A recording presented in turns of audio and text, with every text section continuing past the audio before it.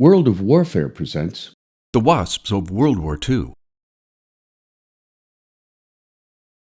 As America's entry into the Second World War became increasingly likely, the U.S. Army Air Corps began training a vast number of combat, bomber, and reconnaissance pilots, leading to a shortage of test and ferrying pilots as warplane production began to ramp up in earnest.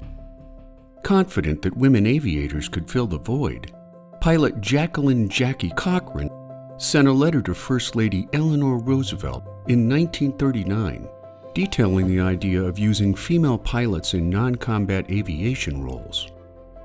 In full support of Cochran's idea, Roosevelt introduced her to the head of the U.S. Army Air Corps, General Henry Hap Arnold, as well as the future head of the Air Transport Command, General Robert Olds. And when Arnold asked her to ferry a bomber to Great Britain, once Cochran completed a successful delivery, she volunteered for Britain's Air Transport Auxiliary, or ATA, a civilian organization based at White Waltham Airfield, where she successfully ferried planes for the British while recruiting an additional 25 female pilots into the organization.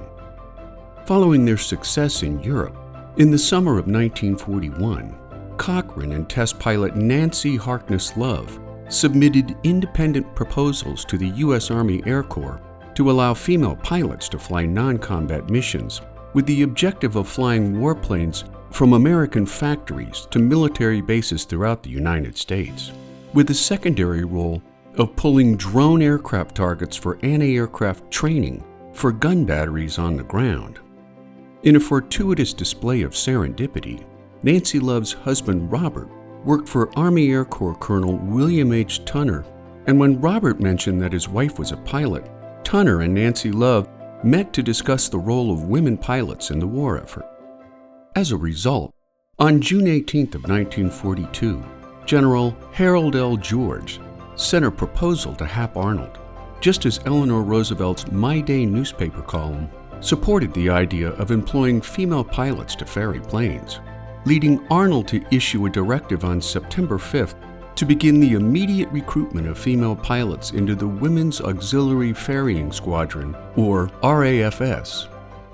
Within days after Arnold's directive, Nancy Love had recruited 28 female pilots into the program, who were between the ages of 21 to 35, had a high school diploma, a commercial pilot's license for engine ratings greater than 200 horsepower, along with a minimum 500 flight hours and experience flying planes long distances. Headquartered at Newcastle Army Air Base in Delaware, WAFS participants worked under a 90-day renewable contract, earning $250 a month without room or board. Known as the Originals, Betty Gillies became second in command under Love, and on October 22nd, the first WAFS assignment witnessed 6 female pilots ferry Piper L-4B Cubs, known as Grasshoppers, from Piper's factory in Vero Beach, Florida, to Mitchell Field. Beginning in early 1943, 3 new squadrons were formed in Romulus, Michigan, Dallas, Texas, and Long Beach, California. Angered that Love's proposal had been acted upon while her own had been seemingly ignored, Cochran flew to Washington, D.C. to confront Arnold, who in turn designated Cochran as the director of Women's Flying Training for the 319th Women's Flying Training Detachment, or WFTD, affectionately known as Wolf Teddies, which was conceived to train more female pilots to support the growing demands on the WAFS,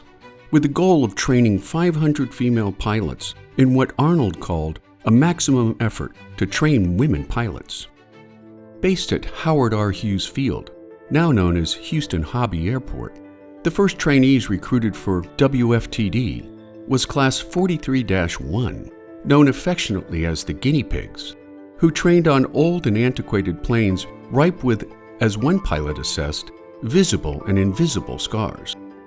Tragedy struck on March 7th of 1943 when Margaret Oldenburg and her flight instructor were practicing spins in an open cockpit PT-19,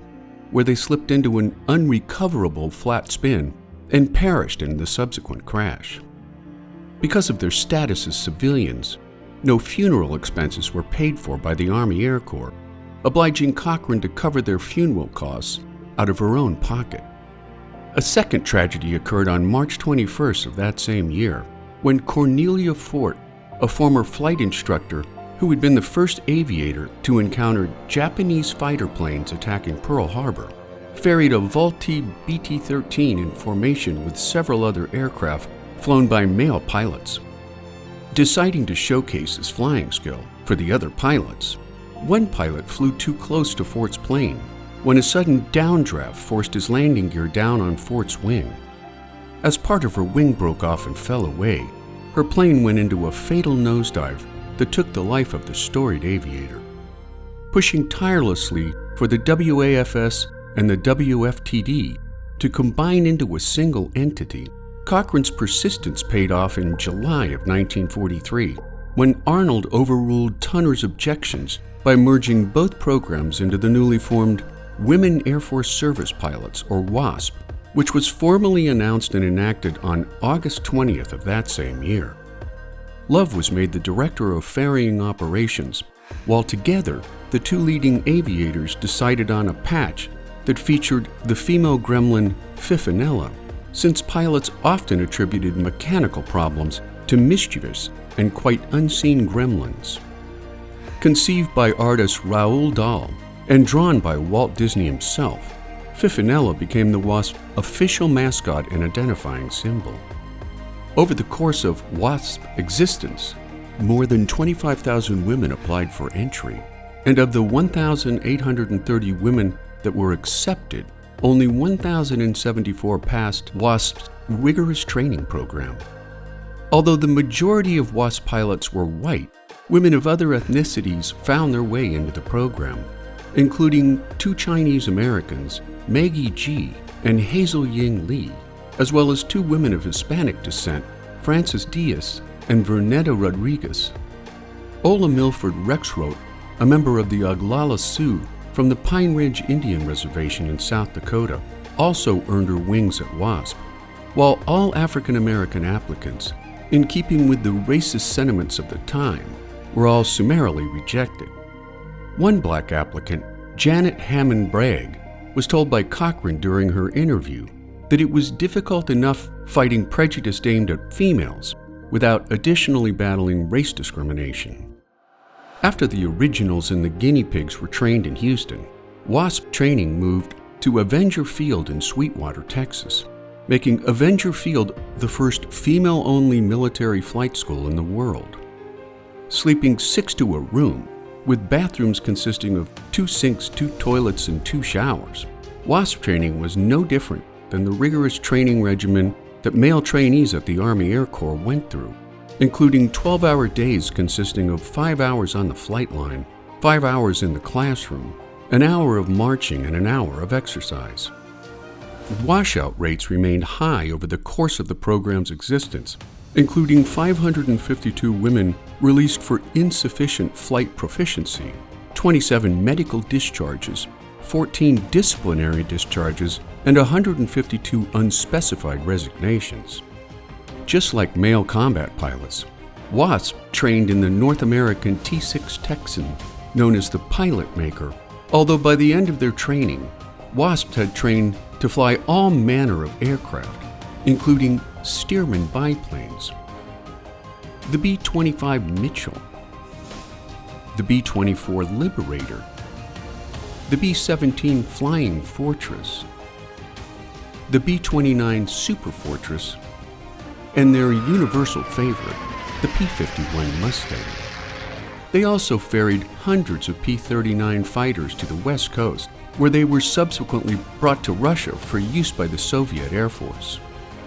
18 training groups went through flight school boot camp over the course of WASP existence, each receiving 210 hours of flight training and 560 hours of ground school, the later consisting of classes on Morse code, meteorology, military law, physics, navigation, and aircraft mechanics.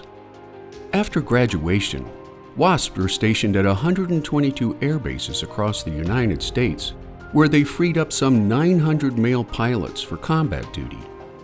They also test flew airplanes at manufacturing facilities, although their most important and impactful mission was to ferry aircraft across the nation. By the end of the war, WASPs had flown 80% of all ferrying missions, delivering 12,652 aircraft, including 78 different types of airplanes. Regarding towed target missions intended to train ground anti-aircraft gunners, many planes were accidentally struck during training runs, while several WASPs were shot in their feet. Tragically, over the course of the war, 38 WASPs gave their lives in the service of their nation. Since WASPs were considered civilian contractors, their service was stripped of the benefits afforded military aviators, including medical care, room and board, funeral expenses, and most importantly, the post-war GI Bill. Due to Cochran's tireless efforts to militarize the WASP, Arnold made a concerted effort on the WASP behalf to push such a bill through Congress, only to receive misogynistic pushback from male pilot training programs, as well as a steady negative tirade from media outlets such as Time, New York Daily News, The Washington Post, and The Washington Times-Herald, the later questioning the legality of funding the WASP program and even accusing Arnold of being manipulated by Cochran's feminine wiles. Nearing the end of the war, as American aviators gained air superiority over the German Luftwaffe and the Japanese Air Force, warplane production and combat pilot training pipelines slowed dramatically, forcing Arnold to disband the WASP program on December 20th, 1944, delivering a speech at Avenger Field announcing that the WASP program had completed its successful mission. Forced back into civilian life, many WASPs applied for flying jobs with the airlines, who in turn refused to hire female pilots despite their extensive experience and advanced flight training status. While WASP records remained classified for 35 years after their disbandment, efforts to recognize their role in the war effort surfaced in 1972 when Senator Barry Goldwater, who had flown with WASP during World War II, introduced a bill to give WASP veteran status, which was summarily shot down on the House floor. General Hap Arnold, along with surviving members of the WASP, began what they called the Battle of Congress, only to face additional rejection over the next 2 years.